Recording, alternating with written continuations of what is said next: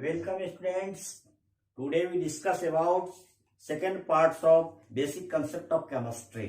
आपके सामने आज बेसिक कंसेप्ट ऑफ केमिस्ट्री के दूसरे पार्ट्स में मैटर की अवस्थाओं के बारे में चर्चा करने जा रहा हूं। मैंने मैटर को विशेष रूप से वॉल्यूम 1 यानी पार्ट 1 में बता चुका हूं।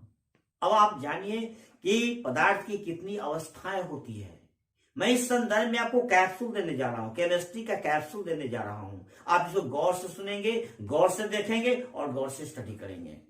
आप जानिए कि पदार्थ की 3 अवस्थाएं होती है। पहले से जानते हैं कि पदार्थ की 3 अवस्थाएं होती है। आज आप जानिए कि पदार्थ की 3 अवस्थाएं नहीं, पदार्थ की 5 अवस्थाएं होती है। आप सुन को आश्चर्य होगा कि पदार्थ की 5 अवस्थाएं कौन कौन सी हो गई, जिसको आप सुनिए और देखिए। पदार्थ की 5 अवस्थाएं में पहली अवस्था है सॉलिड। सॉलिड के बारे में आप जानते हैं कि सॉलिड क्या है। फिर आप पदार्थ की दूसरी अवस्था के बारे में भी जानते हैं कि पदार्थ की दूसरी अवस्था लिक्विड होती है। और आप यह भी जानते हैं कि पदार्थ की तीसरी अवस्था गैस होती है। यानी एक ही पदार्थ टेम्परेचर में अंतर के कारण वे अपने स्थिति को परिवर्तित करके ठोस, द्रव और गैस में परिवर्तन कर देता है। अब पदार्थ की मैं चौथी अवस्था के रूप में बताने जा रहा हूं। पदार्थ की चौथी अवस्था है प्लाज्मा अवस्था। और पदार्थ की 5वीं अवस्था बोस-आइंस्टाइन कंडेंसेट अवस्था। नाम सुन के लगता है कि बोस-आइंस्टाइन कंडेंसेट, यानी कि इसमें बोस का नाम सत्येंद्र नाथ बोस। अब अल्बर्ट आइंस्टाइन ने सबसे पहले पदार्थ की 5वीं अवस्था की चर्चा की थी, लेकिन उसको नजरअंदाज किया गया था। फिर उसके बाद सत्येंद्र नाथ बोस ने पदार्थ की 5वीं अवस्था की कल्पना की। लास्ट में अमेरिका के 3 वैज्ञानिकों ने पदार्थ की 5वीं अवस्था को प्रमाणित करके यह बता दिया कि पदार्थ की एक जो 5वीं अवस्था है, जो आइंस्टीन के द्वारा दिया गया था, जो कल्पना किया गया था, वह 5वीं अवस्था को प्रमाणित करके बता दिया गया। उस 5वीं अवस्था का नाम है बोस-आइंस्टाइन कंडेंसेट अवस्था। पदार्थ की 5 अवस्थाओं में प्रथम अवस्था है ठोस, जिसको हम लोग कहते हैं सॉलिड। पदार्थ की प्रथम अवस्था को हम इस प्रकार व्यक्त कर सकते हैं, जैसे पानी एक पदार्थ है। पानी के टेम्परेचर को कम करने से पानी का टेम्परेचर को -0 डिग्री, माइनस में जब हम चले जाते हैं तब पानी बर्फ बन के जम जाता है। उस जमे हुए भाग को इस पानी की एक अवस्था के रूप में हम व्याख्या करते हैं, उसे हम लोग ठोस कहते हैं। इसको हम इस प्रकार व्यक्त कर सकते हैं कि ठोस का आयतन और आकार दोनों निश्चित होता है।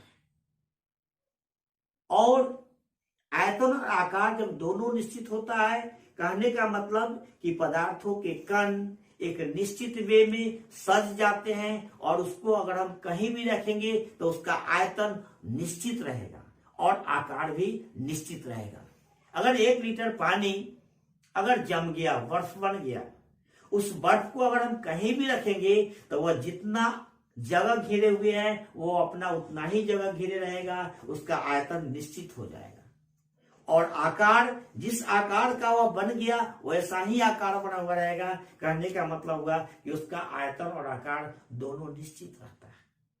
फिर इसी अगर बर्फ के टुकड़ा को अगर फिर टेम्परेचर क्या किए, हीट किए, गर्म किए, गर्म करने के बाद तापमान बढ़ते चला गया, यह पिघलते चला गया, यह अपनी अवस्था को चेंज करके लिक्विड अवस्था में परिवर्तित कर दिया।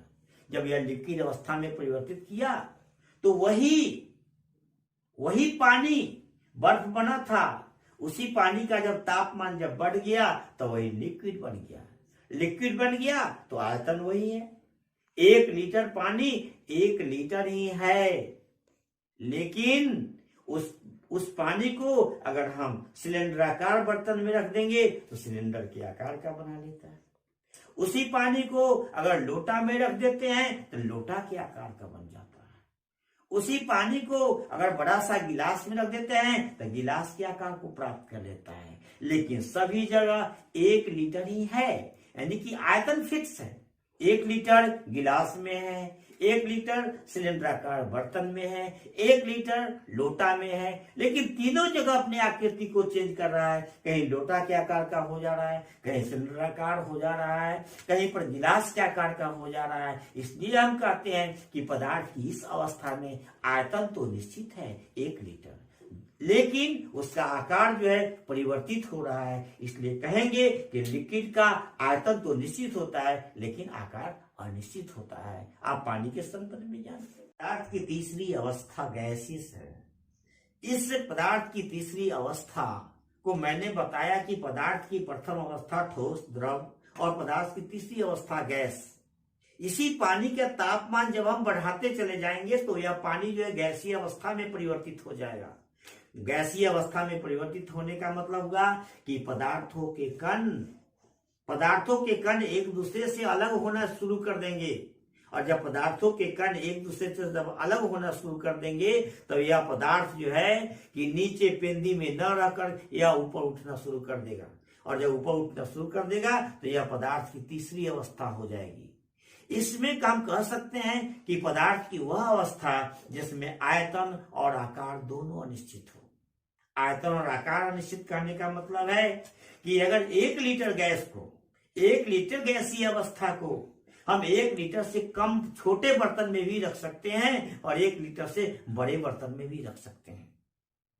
ये सुनने में आश्चर्य लगता है, 1 लीटर गैस को 1 लीटर से छोटे बर्तन में कैसे रखेंगे? जब 1 लीटर के गैस को 1 लीटर से छोटे बर्तन में रखेंगे तो गैस के कण एक दूसरे को दब के रहेंगे, एक दूसरे के नजदीक हो जाएंगे। लेकिन फिर उसी गैस के कण को अगर हम 2 लीटर के बर्तन में रखेंगे तो वे गैस के कण पूरे बर्तन में फैल जाएंगे और वे 2 लीटर में अट जाएंगे। इस तरह से हम कह सकते हैं कि इसका आयतन क्या है? अनिश्चित है, निश्चित नहीं है। 1 लीटर में भी अट रहा है, 1.5 लीटर में भी अट रहा है, 2 लीटर के जगह को भी भर ले रहा है, आधा लीटर के जगह को भी भर रहा है। इसलिए हम कह सकते हैं कि इसका आयतन अनिश्चित है। और आकार तो पूर्णतः अनिश्चित है। इसको हम इस तरह से समझते हैं कि यह सिलेंडर में रख देंगे तो सिलेंडर के आकार का हो जाता है। जब यह ट्यूब में भर देंगे, अगर साइकिल का ट्यूब हो, गाड़ी का ट्यूब हो, उसमें भर देंगे तो वह ट्यूब के आकार को धारण कर लेता है। उसी ट्यूब को, उसी गैस को अगर हम बैलून में भर देंगे तो वे बैलून के आकार को प्राप्त कर लेता है। इसलिए हम कहेंगे कि यहाँ पर आयतन और आकार दोनों अनिश्चित है। मैं एक बात और कहना चाहूंगा, ये अवस्था में क्यों परिवर्तन हो गया? हम यह बात जानते हैं कि पदार्थ जो होते हैं वह छोटे छोटे कणों से बने होते हैं। पदार्थ के कण होते हैं और कण के एक कण से दूसरे कण के बीच की दूरी यानी अंतराण्विक दूरी और एक कण से दूसरे कण के बीच जो आकर्षण बल काम करता है, इंटरमोलिक्यूलर फोर्स काम करता है, उसमें अंतर के कारण यह अपने अवस्थाओं को परिवर्तित कर देता है। जब पदार्थों के कण एक कण से दूसरे कण के बीच की दूरी जब कम जाता है और आकर्षण बल बढ़ जाता है, जैसे आप समझिए ये पानी का कण हो गया, ये जल का कण हो गया, ये जल का कण हो गया। यही जल का कण जब एक दूसरे के नजदीक आ जाता है, एक दूसरे के नजदीक आ जाता है, कहने का मतलब इसके बीच का अंतराण्विक दूरी कम जाता है। अंतराण्विक दूरी कम जाता है, लेकिन एक कण से दूसरे घन कण के बीच का खिंचाव बल बढ़ जाता है।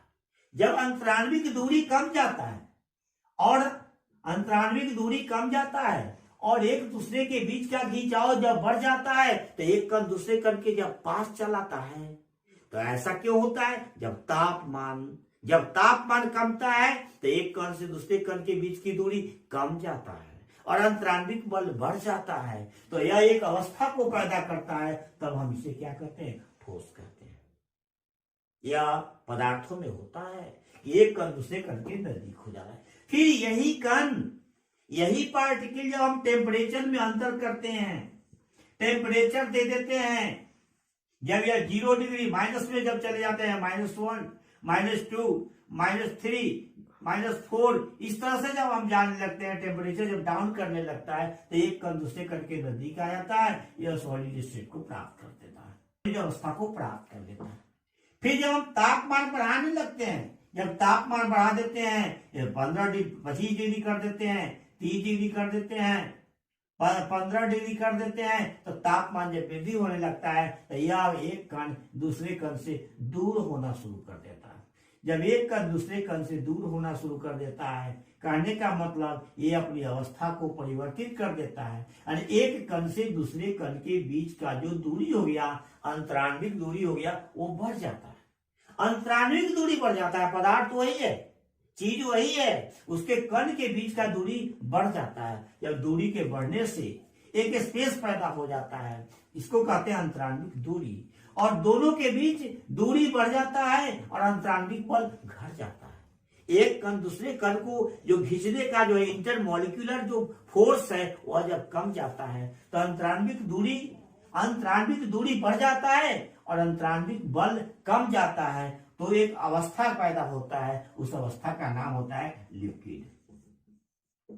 इस अवस्था का नाम होता है लिक्विड। फिर क्या काम करते हैं, इसको फिर गर्म करते जाते हैं, टेम्परेचर बढ़ाते जाते हैं। जब हम टेम्परेचर को जब बढ़ाते जाते हैं तो देखते हैं दूसरे कण से काफी दूर दूर चला जाता है।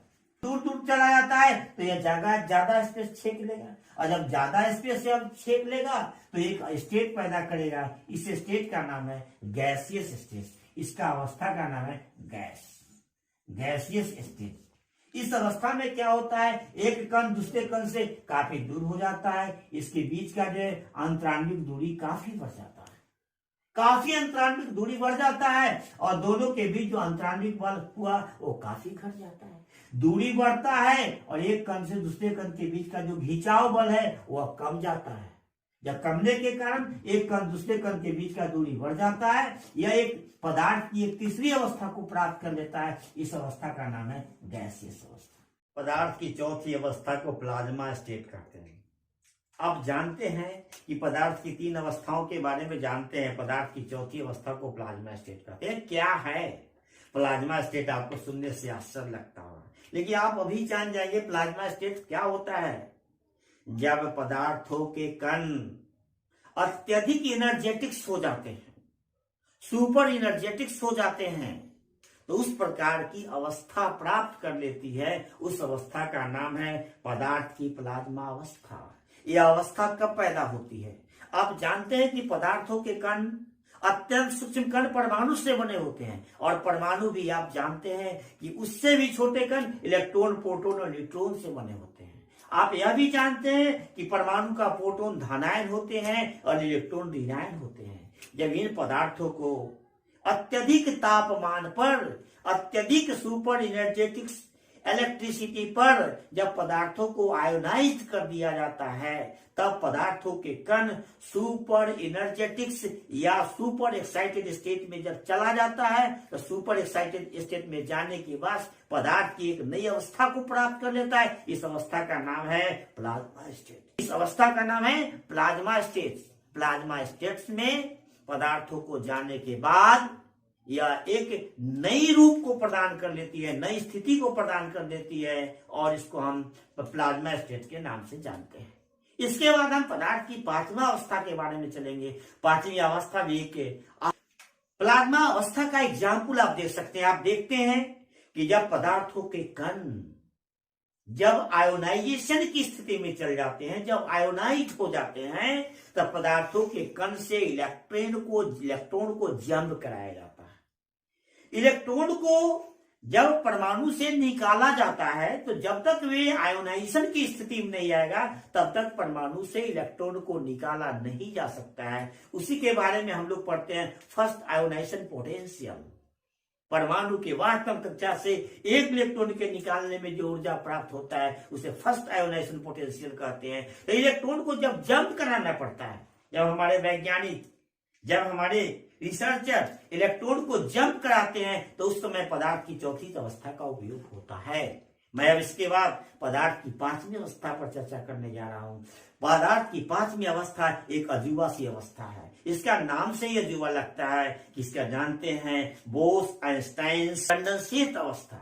इस अवस्था में होता क्या है? इस अवस्था में होता क्या है? पदार्थ एक अपनी अलग अवस्था को प्राप्त कर लेती है। इस अवस्था को जानने के लिए कुछ वैसे पदार्थ होते हैं, कुछ वैसे गैसेस होते हैं जिसका डेंसिटी बहुत कम होता है, या उसका डेंसिटी ज्यादा भी होता है तो उसके डेंसिटी को कम कर दिया जाता है, और डेंसिटी को जब कम कर दिया जाता है तो पदार्थों के कण जब अलग अलग हो जाते हैं, पदार्थों के कण जब एक दूसरे से काफी दूर हो जाते हैं तो उसकी टेम्परेचर को बहुत कम कर दिया जाता है। 2 × 10⁻⁷ केल्विन, 2 × 10⁻⁷ केल्विन जब उसका तापमान कर दिया जाता है तो वह एक पदार्थ की एक नई अवस्था को प्राप्त कर लेता है। पदार्थ की नई अवस्था को जो प्राप्त कर लेता है, इस अवस्था का नाम होता है बोस-आइंस्टाइन कंडेंसेट स्टेट। इसका नाम ऐसा क्यों हुआ? बोस-आइंस्टाइन कंडेंसेट क्यों हुआ?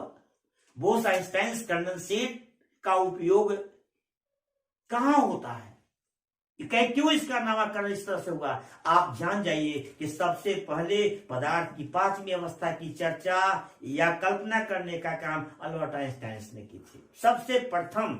उसके बाद भारत के सत्येंद्र नाथ बोस ने पदार्थ की पांचवी अवस्था के बारे में स्टैटिकल कैलकुलेशन के आधार पर उन्होंने पदार्थ की पांचवी अवस्था की व्याख्या की थी, चर्चा की थी। उसके बाद वर्तमान में अमेरिका के 3 वैज्ञानिकों ने अत्यधिक लो टेम्परेचर पर अत्यधिक लो डेंसिटी वाले पदार्थों को अत्यधिक कूलिंग करके पदार्थ की नई अवस्था प्राप्त कर दी, जिसका नाम बोस-आइंस्टाइन कंडेंसेट स्टेट के नाम से जाना गया। इसे पदार्थ की पांचवी अवस्था के रूप में हम जानते हैं। इसी के साथ मैं इन पांचों अवस्था को बताने के बाद मैं आपसे विदा ले रहा हूं। जय हिंद, जय भारत।